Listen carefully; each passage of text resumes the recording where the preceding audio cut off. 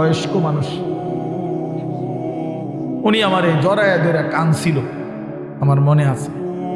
উনি বলছিল, হুজুর, কাঁদতে কাঁদতে বলছিল, হুজুর, আমি 28 বছরের জীবনে ইমামতির, আজ 28 বছর এই মসজিদে ইমামতি করি।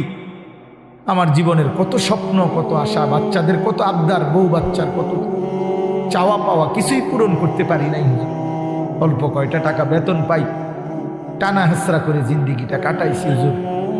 বাকি হুজুর, আপনারে মহব্বত করি, আপনার কাছে আমি জানতে চাই আমার এই কষ্টের বিনিময়ে আমি আখেরাতে পাবো কিনা। তো আমি কি বলবো, আমিও কাঁদছি তখন। হায় হুজুর, কি বলবেন, চোখটা বন্ধ হলে দেখবেন আপনি আখেরাতে বাদশাহ।